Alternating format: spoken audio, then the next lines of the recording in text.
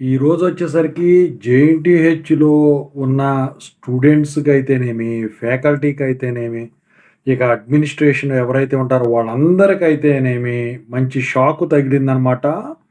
So, ఇంతకి ఆ shock ఏంటి? చివరికి ఏమైంది? ఏంటి? దాని గురించి ఇప్పుడు మాట్లాడుకుందాం. ముందుగా అయితే ఇంతవరకు ఈ ఛానల్ సబ్స్క్రైబ్ చేసుకోని వాళ్ళు ఎవరన్నా ఉంటే సబ్స్క్రైబ్ చేసుకొని ఈ వీడియోని లైక్ చేసి, షేర్ చేయండి. మీకు గనక నాతో మాట్లాడాలంటే కాల్ మీ ఫోర్ ద్వారా కాల్ చేయండి. తెలుగు ఇంజినీరింగ్ అగ్రిగేషన్ టెలిగ్రామ్ ఛానల్‌లో జాయిన్ అవ్వండి. ఈ వీడియోకి ఒక హైప్ ఇవ్వండి.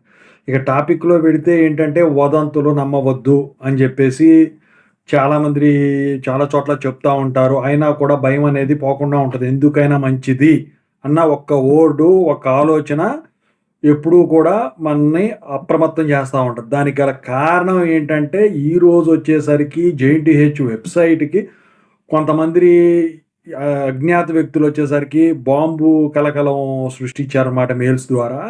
అందుట్లో పెట్టారని జెప్పేసి. అయితే ఈ పోలీసులు, రెస్క్యూ స్క్వాడు, డాగ్సు ఇవన్నీ తీసుకొని వెళ్లి సెక్యూరిటీతో సహా అందరిని బయటికి పంపించేసి వాళ్ళు చెక్ జేయడం అయితే జరిగిందనమాట. మరి మొత్తానికి చివరికి ఏం జరిగిందో గానీ సో, సైలెంట్ అయిపోయింది. అంటే ఇది గూడా ఏదో గాలివార్త అయ్యుండొచ్చు. భయపెట్టడానికి అలా చేసి ఉండొచ్చు.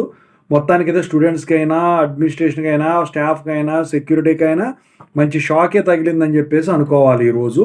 సో, ఎందుకైనా మంచిది ఉత్తదుగా జెప్పాడో, నిజంగా జెప్పాడో అని పక్కన పెడితే ఎప్పటిదప్పుడు అలా చేయటమే మంచిదనమాట. ఎక్కడ చూసినా ఏ న్యూస్‌లో చూసినా గూడా ఇదే హాట్ టాపిక్ మార్నింగ్ నుంచి.